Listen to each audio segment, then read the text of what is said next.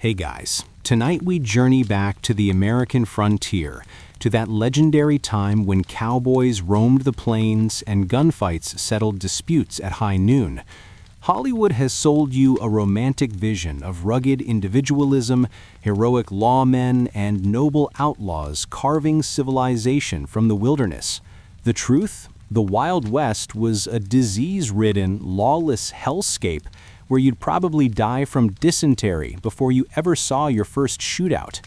So, before you get comfortable, take a moment to like the video and subscribe, but only if you genuinely enjoy what I do here.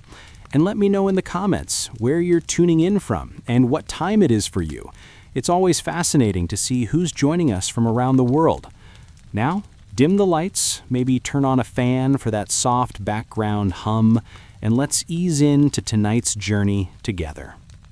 Congratulations! You've just woken up in the year 1875 in a one-room sod house on the Kansas prairie. The good news? You're technically alive. The bad news? Everything else. The sun hasn't even crested the horizon, and you're already sweating through your wool underwear. The ear tastes like dust and disappointment, carrying the acrid smell of buffalo chips burning in your neighbor's stove 3 miles away. Your mattress is a collection of corn husks that crackle like Rice Krispies every time you breathe, and something with too many legs just scurried across your face. Welcome to frontier living, where your alarm clock is either a rooster with anger management issues or the sound of your neighbor's cow dying. The walls of your home are literally made of dirt and grass, held together by prayers and prairie wind. When it rains, your ceiling becomes a muddy waterfall. When it doesn't rain for months, everything turns to powder. You stumble to your feet, and immediately your bare soles encounter the delightful texture of yesterday's tracked-in manure. There's no light switch to flip, no coffee maker gurgling to life, no smartphone to check. Instead, you fumble for a kerosene lamp while trying not to knock over the chamber pot that's been fermenting all night in the corner. The nearest neighbor is 3 miles away across an ocean of grass that stretches to every horizon. If you scream, the only things that will hear you are the coyotes, and they're not coming to help.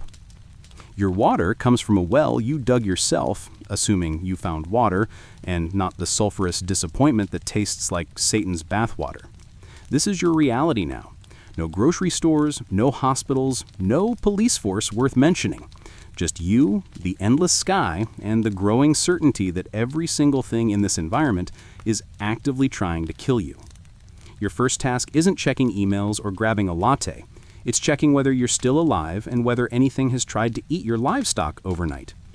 The morning air hits your lungs like a slap from Mother Nature herself. In summer, it's already 90 degrees at sunrise, thick with humidity that makes your shirt cling like a desperate lover. In winter, it's so cold that your breath crystallizes instantly, and the wind cuts through your clothes like a knife made of pure spite. You shuffle outside to discover that, yes, something did try to eat your livestock. Coyotes have been circling your chicken coop like feathered death was an all-you-can-eat buffet.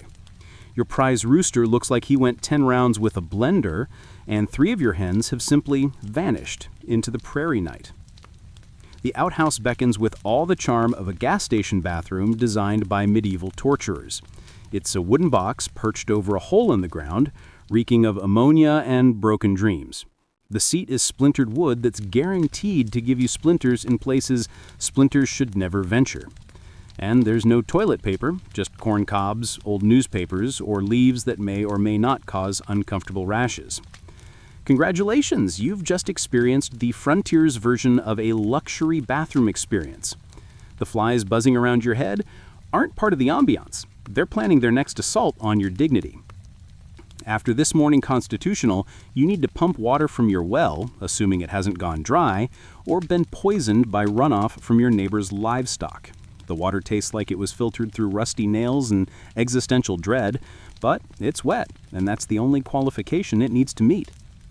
Your breakfast options are limited. Hardtack that could double as building materials, bacon that's more salt than meat, and coffee that's been brewing since the Civil War ended. Let's talk about your wardrobe, which makes modern fashion disasters look like haute couture. You own exactly 3 sets of clothes. One for working, one for church, and one that's theoretically clean. All of them smell like smoke, sweat, and sadness because laundry day happens once a month if you're feeling ambitious. Your soap is lye-based and harsh enough to strip paint, assuming you can afford soap at all. Your work clothes are wool or cotton that's been patched so many times it looks like a quilt made by someone having a nervous breakdown. The fabric is rough enough to sand furniture, and it traps heat like a portable sauna designed by someone who hates you personally. Men wear long johns year-round because apparently comfort was considered weakness. The underwear is one-piece, button-up torture device that takes 20 minutes to remove when nature calls urgently. Your pants are held up by suspenders because belts are for city folk with their fancy leather goods. Women's fashion is even worse. Corsets squeeze your ribs like a python with commitment issues, making breathing an optional activity. Your dress weighs approximately 40 pounds when dry and doubles when wet. The fabric drags in the dirt, collecting every piece of debris between here and the horizon. Everyone wears boots that are either too tight or too loose, made from leather so stiff it could be used as armor. They're waterproof in the same way a screen door is waterproof, and they smell like they were tanned inside a barn fire. But here's the real kicker. Every piece of clothing you own is alive with tiny roommates. Fleas, lice, and bed bugs have made your wardrobe their permanent residence. You scratch constantly, creating a symphony of fingernails on fabric that serves as the soundtrack to your existence. Welcome to frontier fashion, where style is survival and comfort is a luxury you can't afford. Time for the most important meal of the day, assuming you have a loose definition of both meal and food. Your breakfast consists of hardtack, which is essentially flour, water, and the tears of people who thought they could make it in the West. It's so hard you need to soak it in coffee or water to avoid breaking your teeth. When it gets infested with weevils, and it will get infested with weevils, you just consider it extra protein. The coffee is made from beans that have been ground, roasted, and possibly swept up off the floor of a warehouse somewhere.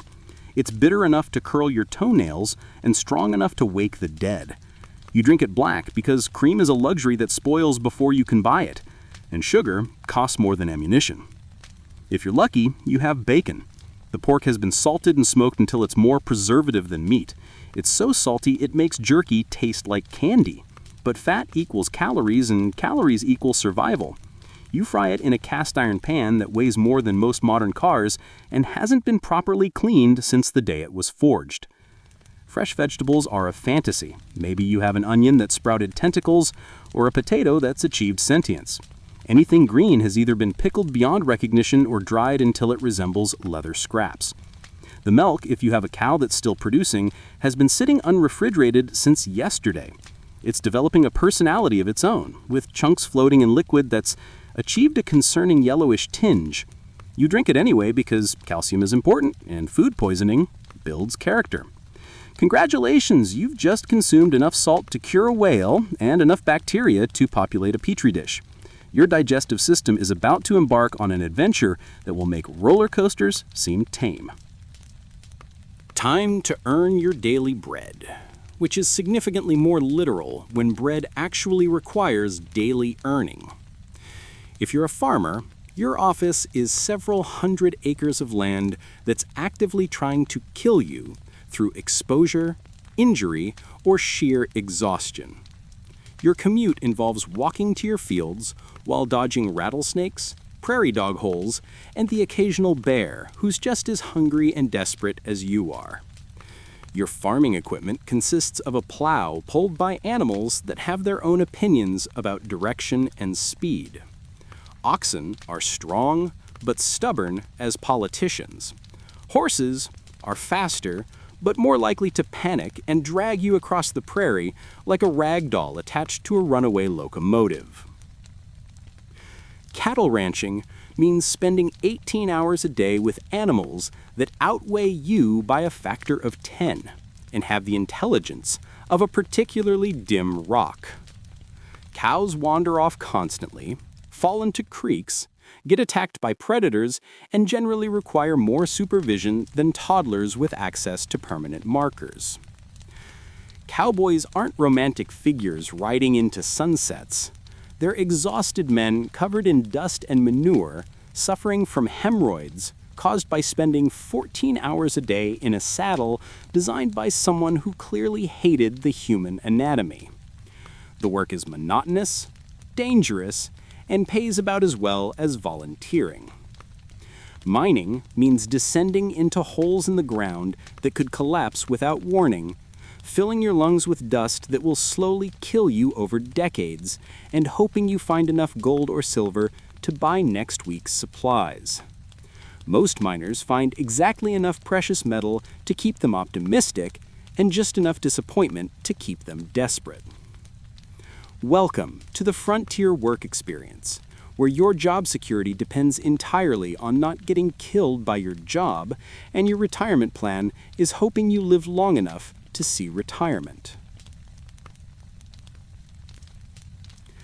Let's discuss healthcare, which is a generous term for hoping you don't get sick and praying you don't get hurt. The nearest doctor is approximately 50 miles away, assuming there is a doctor and assuming he's sober. Most frontier physicians learned their trade during the Civil War, which means their idea of medical care involves amputation, whiskey, and optimism. Their medical bag contains laudanum, more whiskey, a bone saw, and a leather strap to bite down on during procedures. Common ailments include dysentery, cholera, typhoid, consumption, and the creatively named ague, which is basically any fever that doesn't fit into the other categories. The treatment for all of these conditions is rest, fluids, and hoping your immune system is more stubborn than whatever is trying to kill you. Childbirth is a lottery where the stakes are life and death for both mother and child. Women give birth with the assistance of neighbors who have exactly as much medical training as you'd expect from people whose primary qualification is proximity. The mortality rate for mothers and infants is astronomical, making pregnancy less a joyful anticipation and more a statistical gamble with death. Broken bones are set by whoever has the strongest stomach and the steadiest hands. There's no anesthesia beyond alcohol, no sterile equipment, and no antibiotics to prevent infection. A broken leg might heal crooked, or it might become infected and kill you. Or both. Dental care involves extraction with pliers and prayers. Toothaches are treated by pulling the tooth, regardless of whether it's actually the problematic one. Dentists are rarer than honest politicians and twice as painful to encounter. Congratulations!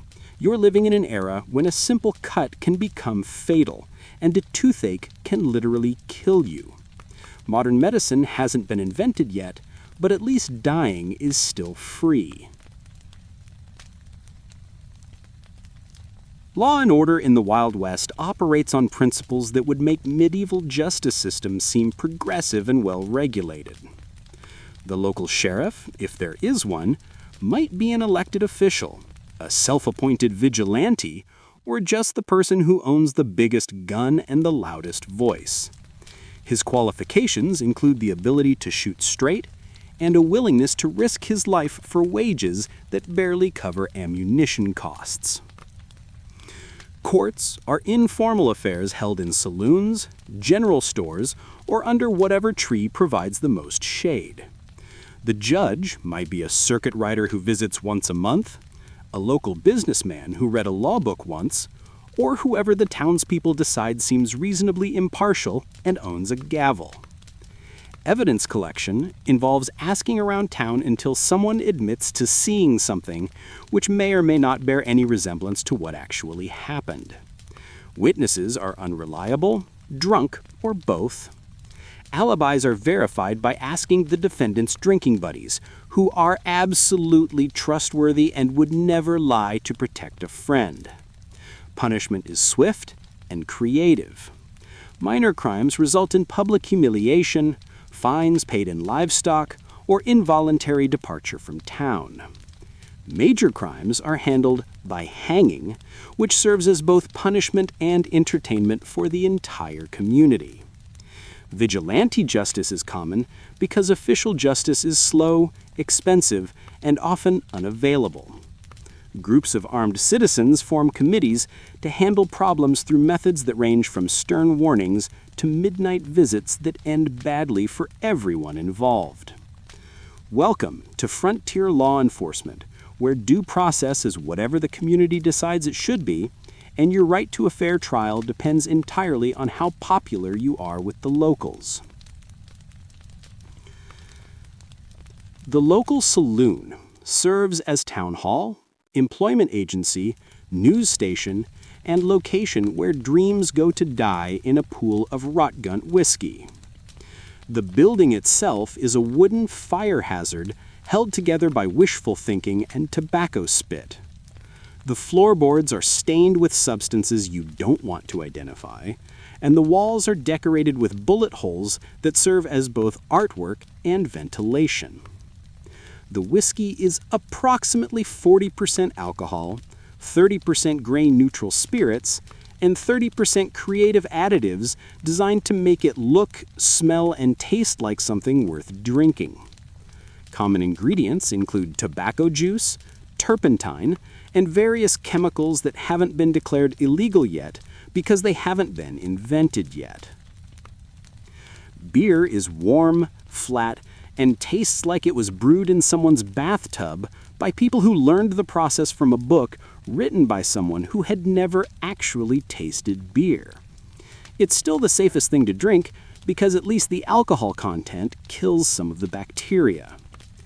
The entertainment consists of piano music played on instruments that haven't been tuned since they left the factory, card games where cheating is assumed and expected, and dancing girls who are neither particularly good at dancing nor particularly enthusiastic about their career choices.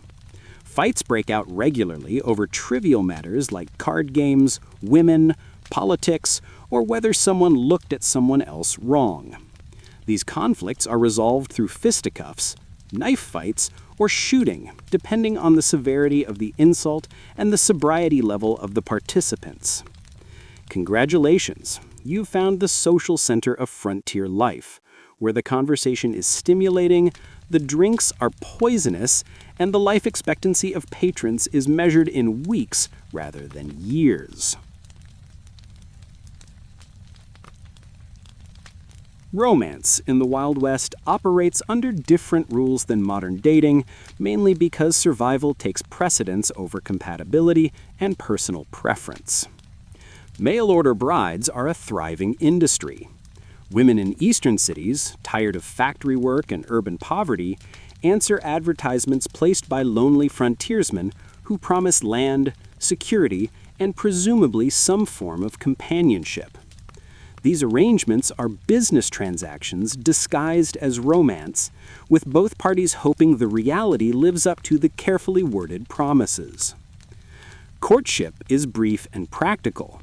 There's no time for extended baiting periods when everyone is too busy trying not to die.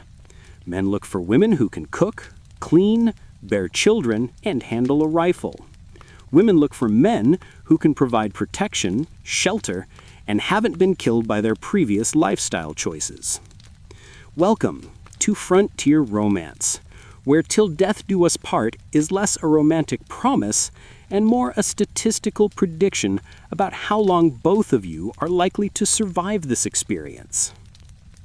Children in the Wild West experience childhood as a short prelude to adult responsibility, assuming they survive long enough to experience adulthood at all. Infant mortality rates are staggeringly high. Common childhood diseases like measles, whooping cough, and scarlet fever regularly decimate families. Children die from accidents, exposure, malnutrition, and infections that would be trivial inconveniences in the modern world. Education is sporadic and basic. One-room schoolhouses serve entire districts, assuming there's a teacher available and willing to work for wages paid in vegetables and good intentions. The curriculum consists of reading, writing, basic arithmetic, and whatever the teacher happens to know about geography and history. Children start working as soon as they can walk. 5-year-olds tend chickens, collect eggs, and help with simple chores. 10-year-olds plow fields, milk cows, and care for younger siblings. Teenagers do adult work because there's no distinction between teenage labor and adult labor when survival is at stake.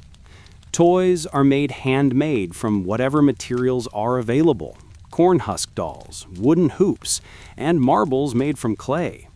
Entertainment consists of chores, helping parents, and occasionally playing games that don't require manufactured equipment. Coming of age happens early and suddenly. Children become adults when their parents decide they're old enough to handle adult responsibilities, which usually coincides with when the family desperately needs another pair of adult hands to handle the workload. Congratulations, you're raising children in an environment where childhood is a luxury few families can afford, and growing up means accepting that most of your friends won't live to see their 20th birthday. Let's discuss climate, which operates as an active antagonist in every frontier story and seems personally offended by human attempts at civilization.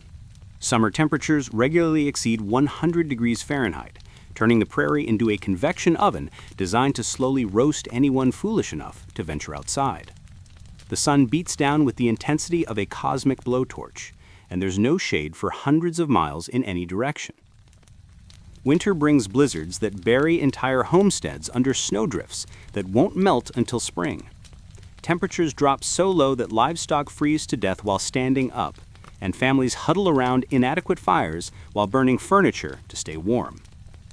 Spring arrives with tornadoes that appear without warning and destroy everything in their path with the casual efficiency of natural disasters that have achieved consciousness and decided they hate humans.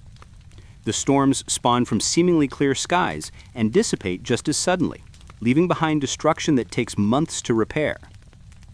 Drought years turn the landscape into a dust bowl where crops die, wells run dry, and families abandon their homesteads to search for water and opportunity elsewhere. The wind blows constantly, carrying topsoil from Kansas to Nebraska and leaving behind hardpan that's useless for farming. Flash floods transform dry creek beds into raging torrents that sweep away livestock, buildings, and anyone unfortunate enough to be in the wrong place when the weather decides to demonstrate its superiority over human engineering. Welcome to Frontier Weather, where every season brings new and creative methods for the environment to express its disapproval of your presence, and your survival depends on correctly predicting what fresh hell nature has planned for tomorrow. Getting anywhere in the Wild West involves choosing between various forms of transportation that are uniformly uncomfortable, unreliable, and potentially fatal. Walking is free but slow, exposing you to every environmental hazard while guaranteeing that you'll arrive at your destination exhausted, sunburned, and possibly attacked by whatever wildlife considers you an easy target. Your feet develop blisters that become infected, and your boots fall apart before you reach anywhere worth reaching. Horseback riding sounds romantic until you realize that horses have personalities ranging from stubborn to homicidal, and spending 8 hours in a saddle gives you hemorrhoids that make sitting painful for weeks afterward. Horses also require food, water, and veterinary care, making them expensive companions that might die without warning. Stagecoaches are wooden boxes mounted on wheels and pulled by animals that would prefer to be doing anything else. The roads are wagon tracks carved into dirt that becomes either dust storms or mud pits depending on recent weather. The ride quality resembles being inside a paint shaker operated by someone with anger management issues. Railroad construction is progressing across the continent, but slowly, and at enormous cost in both money and human lives. Workers die from accidents, disease, and attacks by Native American tribes who are understandably unhappy about this development. Congratulations! You've discovered that getting from point A to point B requires planning, luck, and the acceptance that you might die along the way from causes ranging from exposure to equipment failure to simple bad timing. The relationship between settlers and Native American tribes is complex, violent, and marked by misunderstandings, broken promises, and competing claims to the same land. Treaties are negotiated, signed, and broken with predictable regularity. Government officials make promises they can't keep to tribes who have learned not to trust government officials. Settlers arrive on land that was supposedly protected by treaty, creating conflicts that escalate quickly into violence. Cultural misunderstandings compound every interaction. Settlers view land as property, to be owned, bought and sold. Many Native American cultures view land as a shared resource that belongs to future generations. These fundamental differences in worldview make peaceful coexistence nearly impossible. Raids and reprisals create cycles of violence where each attack justifies the next escalation. Settlers attack Native American villages, Native Americans attack settler homesteads, and both sides develop grievances that fuel ongoing conflicts. Innocent people on both sides die for decisions made by people they've never met. The U.S. military's presence is sporadic and often counterproductive. Soldiers are usually outnumbered, poorly supplied, and unfamiliar with local conditions. Their attempts to enforce peace often escalate conflicts rather than resolving them. Individual relationships between settlers and Native Americans range from hostile to cooperative, depending on personalities, circumstances, and recent events. Some settlers develop trading relationships and friendships with local tribes. Others shoot first and ask questions never. Spiritual life on the frontier operates according to principles that blend traditional Christianity with pragmatic adaptations to circumstances that weren't covered in Sunday school. Circuit-riding preachers travel between settlements, holding services wherever crowds can gather, barns, saloons, or open prairie under whatever weather conditions prevail. These ministers deliver sermons with the enthusiasm of traveling salesmen, combining religious instruction with entertainment and social gathering. Church buildings are community projects constructed by volunteers using donated materials and labor. The structures serve multiple purposes: worship services on Sundays, school during the week, and community meetings whenever necessary. The buildings are simple, functional, and designed to accommodate everyone in the area. Religious denominations compete for converts with the aggressive marketing strategies of businesses targeting the same customer base. Baptists, Methodists, Presbyterians, and various smaller sects establish congregations and argue theological points with a passion usually reserved for sporting events. Revival meetings are major social events that combine spiritual renewal with entertainment, gossip, and matchmaking opportunities. Traveling evangelists deliver dramatic sermons designed to inspire conversions, emotional breakthroughs, and donations to support their continued ministry. Superstitions blend with formal religion to create belief systems that address practical concerns about luck, health, and survival. Lucky charms, folk remedies, and informal rituals supplement official religious practices because, when you're struggling to survive, you'll accept help from any available source. Congratulations, you're living in a time when spiritual guidance comes from traveling salesmen, church buildings double as community centers, and divine intervention is less a theological concept than a practical necessity for daily survival. The frontier economy operates on principles that make modern financial systems look stable and well-regulated by comparison. Currency includes gold coins, silver coins, paper money issued by banks you've never heard of, and bartering systems where everything has value except the things you actually need. A cow might be worth 12 chickens, 3 pigs, or 4 months of labor, depending on current supply and demand. Banks are businesses operated by whoever has enough capital to claim they're operating a bank. Their stability depends entirely on the honesty and competence of the owner, neither of which is guaranteed. Bank failures are common, wiping out entire communities' savings with no insurance or government protection. Credit is extended based on personal reputation and future promises rather than documented income or collateral. Debt collection involves personal visits from creditors who may or may not be armed, and bankruptcy protection hasn't been invented yet. Prices fluctuate wildly based on transportation costs, weather conditions, and speculation by entrepreneurs who may or may not understand basic economics. A barrel of flour might cost $5 one week and $20 the next week, depending on whether the supply wagon made it through Apache territory. Employment is sporadic and seasonal. Cowboys work during cattle drives, miners work when there's ore to extract, and farmers work when there are crops to plant or harvest. Everyone else works when there's work available and starves when there isn't. Welcome to the frontier economy, where your financial security depends on factors completely outside your control. And economic planning means hoping you'll have enough money to buy food next week.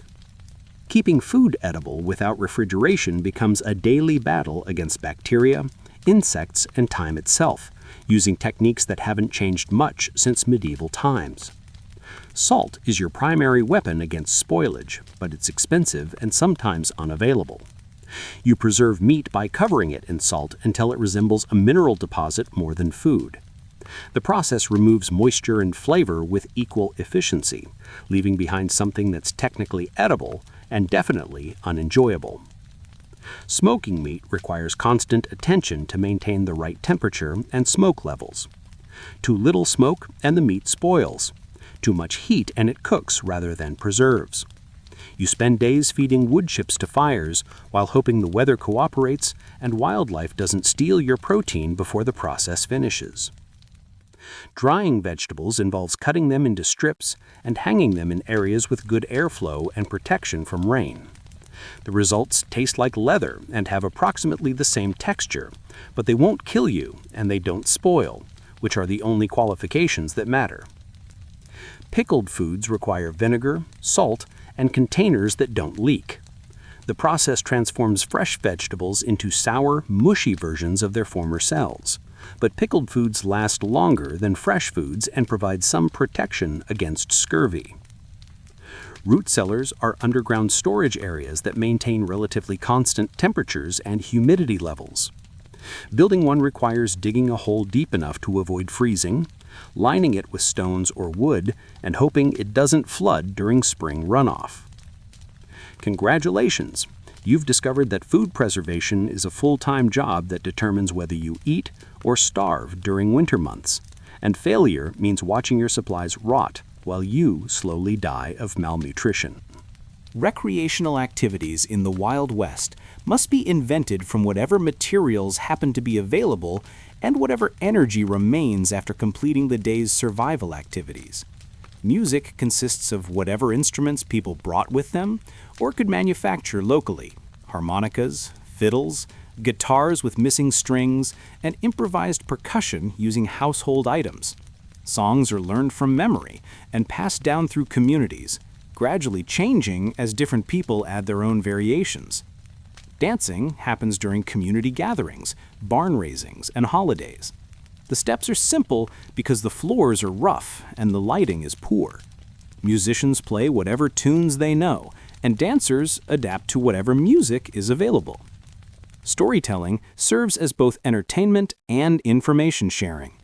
People recite tales they've heard from travelers, experiences they've had personally, and stories they've invented to pass time during long winter evenings. The truth becomes less important than the entertainment value. Card games and gambling provide excitement and the opportunity to win money from people who can't afford to lose money.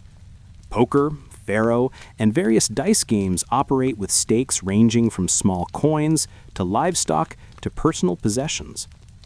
Reading material is scarce and precious. Newspapers arrive weeks after publication, books are expensive and rare, and magazines are passed from family to family until they fall apart. People read the same materials repeatedly because acquiring new reading material is difficult and expensive. Welcome to Frontier Entertainment, where fun must be created from imagination and whatever resources happen to be available, and the best entertainment often involves activities that also serve practical purposes for community survival. Women's experiences on the frontier operate within social constraints that make survival more difficult while maintaining the appearance of propriety and domestic virtue. Daily work includes cooking 3 meals from scratch, using ingredients that require extensive preparation before they resemble food. Bread must be baked, meat must be preserved, and vegetables must be grown, harvested, and processed. Cooking happens over wood fires that require constant attention to maintain proper temperature. Laundry is an all-day process that involves heating water, scrubbing clothes against washboards until your knuckles bleed, and hoping the weather cooperates enough to allow drying. Soap is made from animal fat and lye, which is harsh enough to remove skin along with stains. Childcare happens while performing every other household duty because there's no alternative. Women work with babies strapped to their backs, toddlers playing underfoot, and older children helping with age-appropriate tasks. Childhood illnesses become family emergencies that can last for weeks. Medical care for women's health issues is provided by other women who learn through experience rather than training. Pregnancy and childbirth are managed by neighbors and relatives who offer whatever knowledge and support they can provide. Social life is limited to church services, community gatherings, and visits with neighbors when time and distance permit. Women form support networks that provide emotional support, practical assistance, and shared knowledge about survival strategies. Congratulations! You're discovering that women's frontier experiences involve all the challenges of survival plus additional responsibilities for maintaining families and communities while wearing clothing designed to restrict movement and breathing. Men's lives on the frontier revolve around physical labor that breaks down their bodies while providing the resources necessary for family survival. Farming involves clearing land by hand, plowing with animal power, and planting crops that may or may not survive to harvest. The work is seasonal, weather-dependent, and physically demanding. Successful farmers develop chronic back problems, arthritis, and respiratory issues from dust exposure. Ranching requires managing livestock that are larger, stronger, and less intelligent than the people trying to control them. Cattle stampede without warning, horses kick without provocation, and predators attack when you are least prepared to defend your animals. Mining involves descending into holes in the ground that could collapse, flood, or fill with poisonous gases. Miners develop lung diseases from dust inhalation, suffer injuries from cave-ins and equipment failures, and often work for months without finding enough valuable ore to cover their expenses. Construction work includes building homes, barns, and community structures using hand tools and animal power. The work is dangerous, with frequent injuries from sharp tools, heavy materials, and structural collapses. Workers develop chronic injuries that limit their ability to continue physical labor. Violence is an occupational hazard, regardless of profession. Men carry weapons for protection against human threats, wild animals, and various emergencies that require armed response. Conflicts are resolved through physical confrontation because legal alternatives are often unavailable. Welcome to Frontier Masculinity, where proving your worth requires risking your life daily, and success is measured by your ability to provide for your family while avoiding death from occupational hazards. Mortality on the frontier operates according to statistics that make modern life expectancy seem like science fiction, with causes of death ranging from mundane to creative. Accidents are the leading cause of death for people who survive childhood diseases. Farming equipment maims and kills, livestock trample and gore, and construction projects collapse on workers. Simple mistakes become fatal because medical care is unavailable, and injuries that would be minor inconveniences in modern times become life-threatening emergencies. Disease spreads rapidly through communities that lack understanding of germ theory, quarantine procedures, or effective treatments. Cholera, typhoid, and dysentery kill entire families. Consumption slowly destroys lungs over months or years. Smallpox leaves survivors scarred and communities devastated. Violence claims lives through individual conflicts, organized crime, and warfare with Native American tribes. Shootouts, knife fights, and lynchings are community events that serve as both justice and entertainment. Legal protection is minimal and often corrupt. Exposure kills people who become lost, trapped, or unprepared for weather conditions. Travelers die from heat stroke, hypothermia, and dehydration. Families starve during harsh winters when food supplies run low and hunting becomes impossible. Childbirth mortality affects both mothers and infants at rates that make pregnancy a statistical gamble with death. Women die from complications that would be easily treated with modern medical knowledge, and infant mortality rates approach 50% in some communities. Congratulations, you're living in an era when death is a constant companion. Life expectancy is measured in decades rather than centuries, and surviving to old age requires luck, preparation, and divine intervention. Technological advancement on the frontier happens through necessity and improvisation rather than systematic research and development, creating solutions that prioritize function over elegance. Tools are manufactured locally by blacksmiths who learn their trade through apprenticeship and experimentation. Quality varies wildly depending on the skill of the craftsperson and availability of materials. A good blacksmith becomes invaluable to the community, while a poor blacksmith produces tools that break when you need them most. Weapons technology focuses on reliability and effectiveness rather than precision or safety. Rifles are single-shot, muzzle-loading devices that require skill and patience to operate effectively. Ammunition is expensive and often handmade, making every shot count because replacements are not guaranteed. Communication happens at the speed of horses and human travel. Messages are carried by riders, freight wagons, or occasional stagecoaches. News travels slowly, and important information may arrive weeks or months after events occur. Transportation improvements include roads that are actually wagon tracks, bridges that are often just logs across streams, and ferries operated by entrepreneurs who charge whatever the market will bear for crossing rivers. Agricultural innovations are borrowed from Eastern farming techniques and adapted to Western conditions through trial and error. Successful adaptations spread through word of mouth, while failures are learned through expensive experience. Construction techniques emphasize speed and available materials rather than durability or comfort. Sod houses, log cabins, and frame buildings use whatever materials can be acquired locally or transported economically. Welcome to Frontier Innovation, where technology advances through necessity and desperation, and successful solutions are those that work reliably under harsh conditions with minimal maintenance requirements.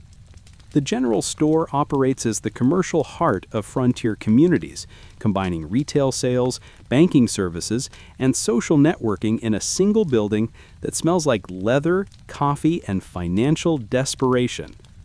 The proprietor is part merchant, part banker, and part community therapist, extending credit to families who need supplies but lack cash, which is essentially everyone.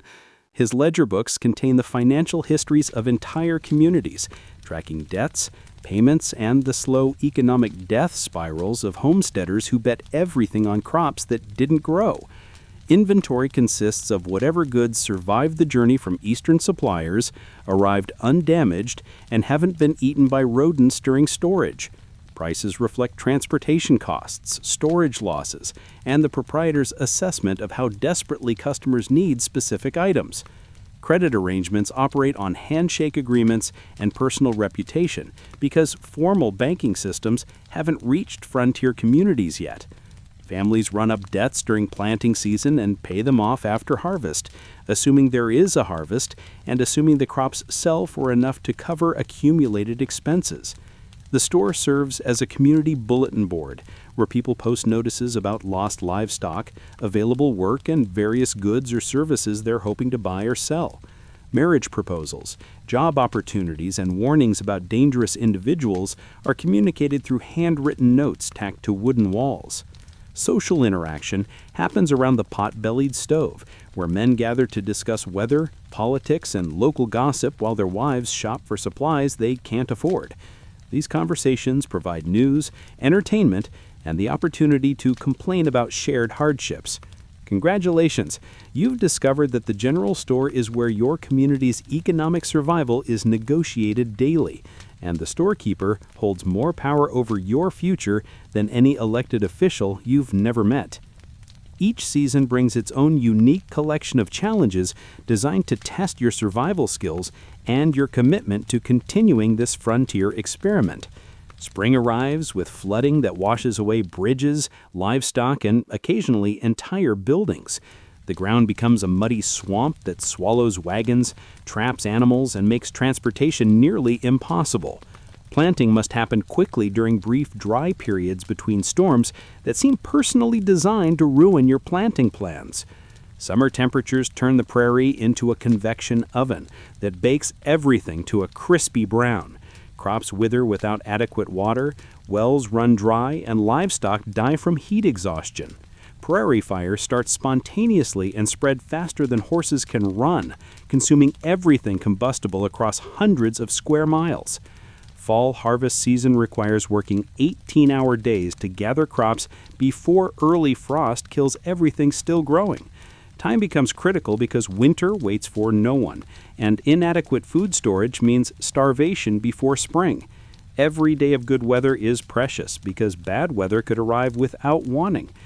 Weather prediction involves looking at the sky and hoping your guess is better than nature's plan to surprise you with devastating storms, unexpected temperature changes, or precipitation that arrives either too early or too late to help your survival efforts. Welcome to Frontier Seasonal Planning, where your survival depends on correctly anticipating what each season will demand from you, and failure to prepare means joining the statistics of people who didn't survive their first year in paradise.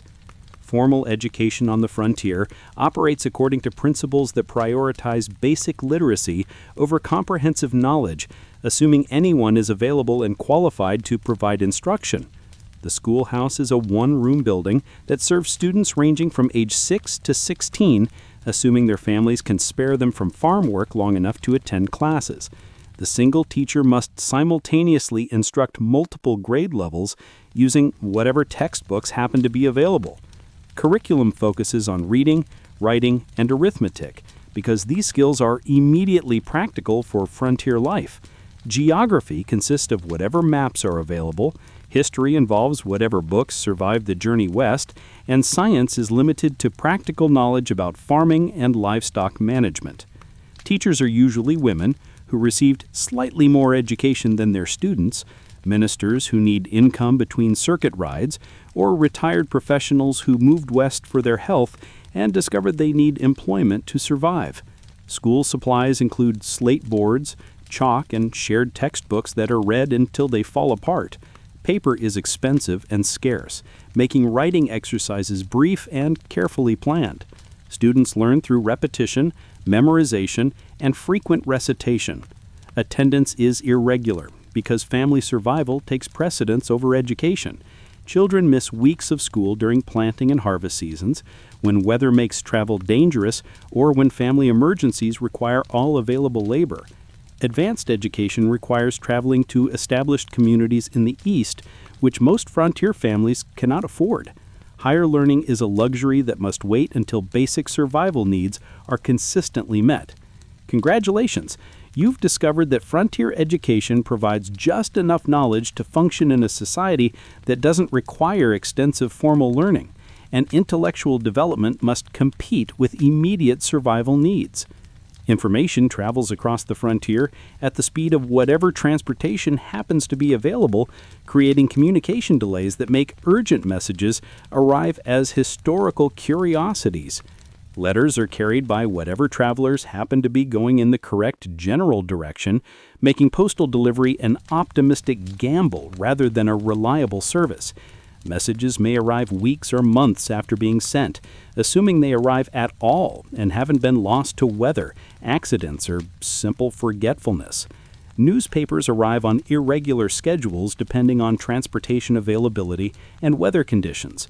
News is often weeks old by the time it reaches frontier communities, making current events into historical documentation of things that happened somewhere else to people you'll never. Information travels across the frontier at the speed of whatever transportation happens to be available, creating communication delays that make urgent messages arrive as historical curiosities. Letters are carried by whatever travelers happen to be going in the correct general direction, making postal delivery an optimistic gamble rather than a reliable service. Messages may arrive weeks or months after being sent, assuming they arrive at all and haven't been lost to weather, accidents, or simple forgetfulness. Newspapers arrive on irregular schedules depending on transportation availability and weather conditions. News is often weeks old by the time it reaches frontier communities, making current events into historical documentation of things that happen somewhere else to people you'll never meet. Telegraph lines are being constructed across the continent, but slowly and at enormous expense. The technology requires skilled operators, regular maintenance, and protection from weather, wildlife, and hostile forces who see telegraph poles as convenient targets for expressing their disapproval of progress. Word-of-mouth communication spreads information rapidly through local communities, but with accuracy that decreases with each retelling. Important news becomes local legend, and local legend becomes accepted truth regardless of its relationship to actual facts. Emergency communication relies on signal fires, gunshots, and riders who risk their lives carrying urgent messages across dangerous territory. Response times depend entirely on who happens to be available and willing to risk the journey. Long-distance relationships are maintained through letters that may or may not arrive, creating romantic relationships based more on memory and imagination than current reality. Welcome to Frontier Communication, where staying connected with the outside world requires patience, optimism, and acceptance that important information will probably arrive too late to be useful. Personal hygiene on the frontier operates according to standards that would make medieval peasants seem fastidious about cleanliness and personal grooming. Bathing happens infrequently because heating water requires fuel, time, and energy that are needed for more pressing survival activities. Weekly baths are considered excessive luxury by people who bathe monthly and think that's sufficient for maintaining reasonable health standards. Soap is made from animal fat and lye, creating a product harsh enough to remove skin along with dirt. Commercial soap is expensive and often unavailable, making cleanliness dependent on your ability to manufacture cleaning products from whatever materials happen to be available. Laundry requires heating large quantities of water, scrubbing clothes against washboards until your knuckles bleed, and hoping weather conditions permit drying. The process takes an entire day and leaves clothing clean but rough enough to use as sandpaper. Dental care consists of brushing teeth with salt, baking soda, or whatever abrasive substance is available. Toothbrushes are manufactured from animal hair and wood, assuming you can afford manufactured dental care products. Hair care involves washing with whatever soap is available and cutting with whatever sharp instruments can be adapted for grooming purposes. Professional barbers are rare, making haircuts community events where neighbors help each other achieve reasonably even results. Deodorant hasn't been invented yet, making body odor a shared community experience that everyone tolerates because everyone contributes equally to the aromatic environment. Congratulations, you've discovered that frontier hygiene standards are determined by available resources rather than personal preferences, and cleanliness becomes a luxury that must be balanced against other survival priorities. The frontier ecosystem includes various animals that view human settlers as either threats to eliminate, resources to exploit, or entertainment to torment through creative harassment techniques. Bears consider your food supplies their personal pantry and your livestock their catered dining service. They're stronger than you, faster than you, and significantly more motivated to acquire whatever you're trying to protect. Encounters usually end badly for everyone involved, but especially for humans who forgot that bears don't negotiate. Wolves hunt in packs and view isolated homesteads as all-you-can-eat buffets featuring domesticated animals that are slower and less capable of defense than wild prey. They're intelligent enough to test your defenses and patient enough to wait for opportunities to exploit weaknesses in your security arrangements. Rattlesnakes hide in locations where you need to work and strike without warning when disturbed. Their venom is potentially fatal, and antivenom won't be invented for several decades. Snake encounters become gambling games where the stakes are your life and the odds are determined by your reaction speed. Prairie dogs create underground tunnel systems that collapse under the weight of horses, cattle, and farm equipment. These engineering projects turn solid ground into Swiss cheese, causing injuries to animals and humans who step into holes that weren't there yesterday. Insects include mosquitoes that carry diseases, flies that spread infections, and various biting creatures that make outdoor work miserable while potentially transmitting illnesses that can kill you slowly over weeks or months. Welcome to Frontier Wildlife Management, where you're sharing territory with animals that are better adapted to local conditions, and your survival depends on avoiding conflicts you can't win. Economic activity on the frontier operates according to market principles that make modern business practices seem regulated and predictable by comparison. Supply and demand fluctuations are extreme because transportation is unreliable, storage is limited, and demand is concentrated among small populations with irregular income. Prices change daily based on rumor, weather, and speculation by entrepreneurs who may or may not understand basic economics. Trading posts serve as commercial hubs where goods are exchanged using combinations of currency, barter, and credit arrangements that are negotiated individually for each transaction. The proprietor must be part merchant, part diplomat, and part psychologist to manage the complex relationships involved in frontier commerce. Traveling merchants carry goods between settlements, risking their inventory and their lives to transportation hazards, theft, and changing market conditions. Successful traders develop networks of contacts and a reputation for reliability, while unsuccessful traders lose everything and join the growing population of people seeking new opportunities. Credit arrangements are based on personal relationships and reputation rather than documented financial history. Debts are settled through combinations of cash payments, labor, and goods, depending on what the debtor has available and what the creditor is willing to accept. Competition is intense because markets are small and failure means leaving the territory to seek opportunities elsewhere. Businesses succeed through customer service, competitive pricing, and the ability to adapt quickly to changing conditions. Congratulations! You've discovered that frontier commerce rewards flexibility and punishes mistakes severely, and economic survival depends on understanding local conditions better than your competitors, while hoping circumstances don't change faster than your ability to adapt. Railroad construction represents the leading edge of technological progress and civilization, advancing across the continent at enormous cost in both money and human lives.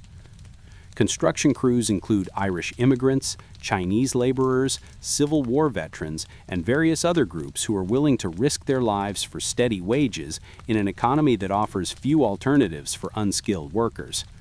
The work is dangerous, the conditions are harsh, and the mortality rates are staggering. Track laying requires moving tons of materials across terrain that ranges from swamps to mountains to desert, using animal power and human labor to accomplish engineering projects that challenge the limits of available technology. Workers die from accidents, exposure, disease, and occasional attacks by hostile forces. Railroad companies compete aggressively for routes, government subsidies, and contracts that will determine which communities prosper and which communities are bypassed by progress. Political corruption, financial speculation, and creative accounting practices are standard business procedures. Towns spring up along railroad routes like mushrooms after rain, consisting of hastily constructed buildings designed to serve the needs of construction crews and early settlers. These communities boom during construction and often disappear when the railroad moves on to other projects. Economic impact is immediate and dramatic. Communities connected to the railroad network gain access to eastern markets, manufactured goods, and faster communication. Communities bypassed by the railroad face economic isolation and slow decline. Welcome to railroad development, where technological progress happens through private enterprise motivated by profit potential, and the social costs are borne by people who have no voice in planning decisions that determine their futures. Mining boom towns appear overnight wherever gold, silver, or other valuable minerals are discovered, creating instant communities that combine the worst aspects of urban crowding with the lawlessness of frontier conditions. Population growth is explosive and temporary. Thousands of prospectors, merchants, saloon keepers, and various support personnel arrive within weeks of a mineral discovery, creating cities that lack the infrastructure to support their populations. Housing is inadequate, sanitation is non-existent, and civic planning is entirely absent. Economic activity is frenzied and speculative. Fortunes are made and lost daily through mining claims, gambling, and business ventures that succeed or fail based on factors completely outside anyone's control. Prices for basic necessities fluctuate wildly depending on supply availability and transportation conditions. Law enforcement is minimal and often corrupt. Vigilante justice is common because official law enforcement is either unavailable or compromised by financial relationships with criminal organizations. Violence is frequent, public, and generally accepted as normal business procedure. Social structure is fluid and temporary. People arrive seeking quick wealth and leave when opportunities disappoint. Relationships are brief and practical, based on immediate mutual benefit rather than long-term community building. Infrastructure development lags behind population growth because boomtowns are expected to be temporary. Streets are mud or dust, buildings are hastily constructed fire hazards, and public services are provided by private entrepreneurs who charge whatever the market will bear.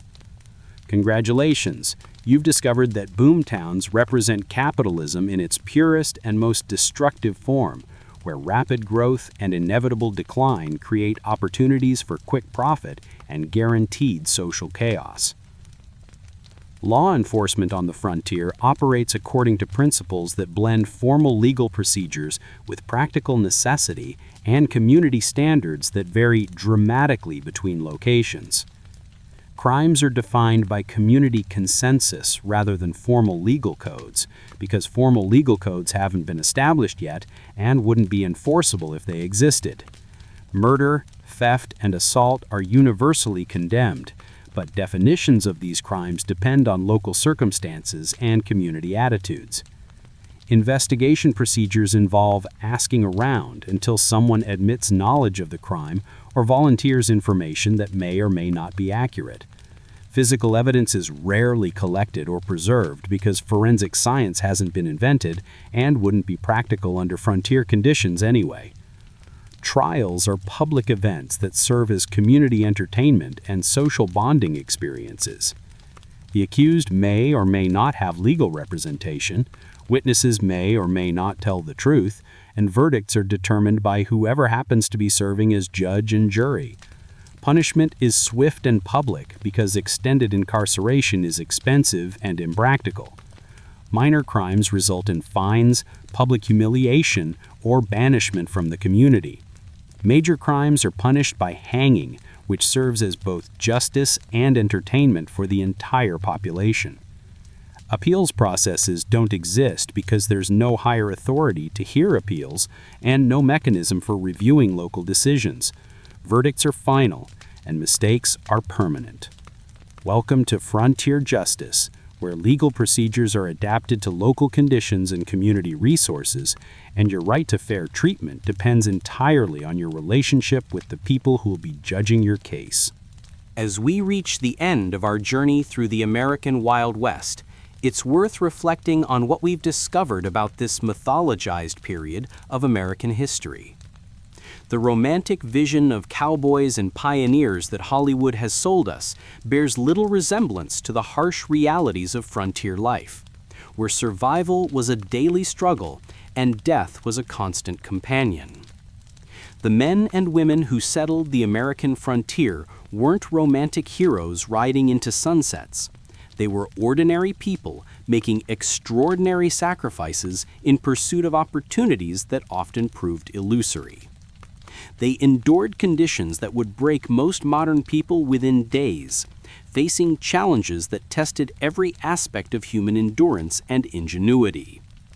Disease, violence, economic instability, and environmental hazards claimed lives with relentless efficiency. Families were destroyed by illnesses that would be minor inconveniences today, accidents that would require simple first aid, and conflicts that arose from the fundamental incompatibility between different groups competing for the same resources. Yet somehow, many of these people not only survived, but created the foundation for modern American civilization. They established communities, built institutions, and developed systems that would eventually evolve into the comfortable society we enjoy today. Their suffering wasn't meaningless. It was the price paid for progress that would benefit generations they would never meet. The frontier experience reveals both the best and worst aspects of human nature.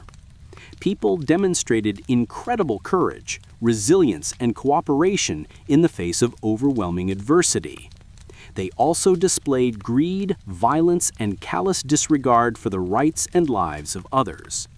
The same conditions that inspired heroism also enabled brutality. Perhaps most importantly, the Wild West demonstrates that progress is neither inevitable nor free.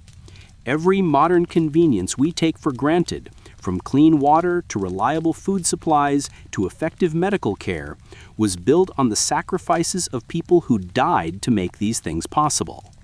The comfortable civilization we inhabit today exists because previous generations paid costs we can barely imagine.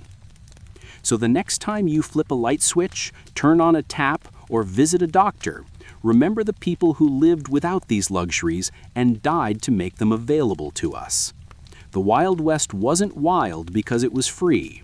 It was wild because freedom, like everything else worth having, must be earned through struggle, sacrifice, and the willingness to pay prices that seem impossibly high until you consider the alternative. Their legacy isn't the romanticized mythology of Hollywood westerns, but the unglamorous reality of modern life, where survival is virtually guaranteed and death is usually optional. That's a legacy worth remembering, even if it doesn't make for exciting entertainment. Let's discuss climate, which operates as an active antagonist in every frontier story and seems personally offended by human attempts at civilization. Summer temperatures regularly exceed 100 degrees Fahrenheit, turning the prairie into a convection oven designed to slowly roast anyone foolish enough to venture outside. The sun beats down with the intensity of a cosmic blowtorch, and there's no shade for hundreds of miles in any direction. Winter brings blizzards that bury entire homesteads under snowdrifts that won't melt until spring. Temperatures drop so low that livestock freeze to death while standing up, and families huddle around inadequate fires while burning furniture to stay warm. Spring arrives with tornadoes that appear without warning and destroy everything in their path with the casual efficiency of natural disasters that have achieved consciousness and decided they hate humans. The storms spawn from seemingly clear skies and dissipate just as suddenly, leaving behind destruction that takes months to repair. Drought years turn the landscape into a dust bowl where crops die, wells run dry, and families abandon their homesteads to search for water and opportunity elsewhere. The wind blows constantly, carrying topsoil from Kansas to Nebraska and leaving behind hardpan that's useless for farming. Flash floods transform dry creek beds into raging torrents that sweep away livestock, buildings, and anyone unfortunate enough to be in the wrong place when the weather decides to demonstrate its superiority over human engineering.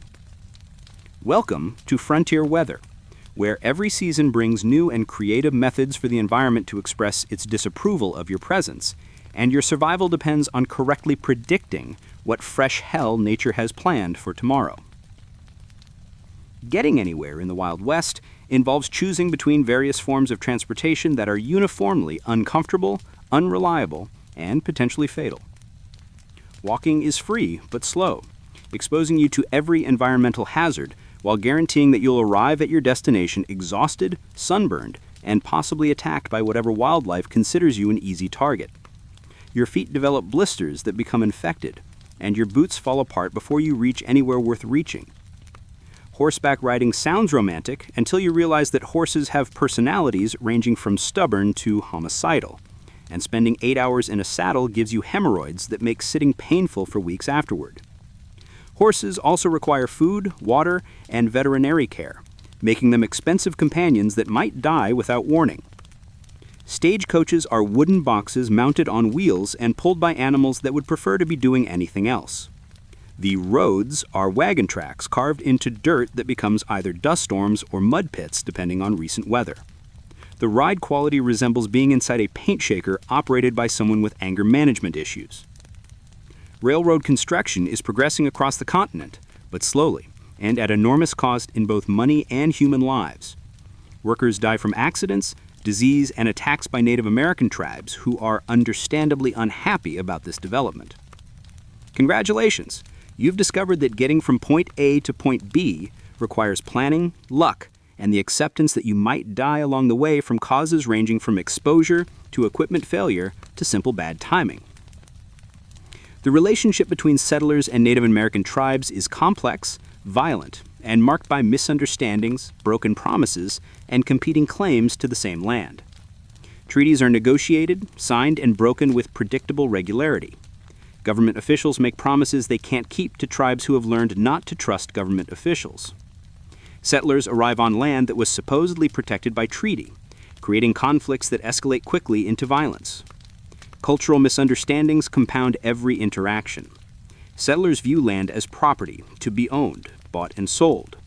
Many Native American cultures view land as a shared resource that belongs to future generations.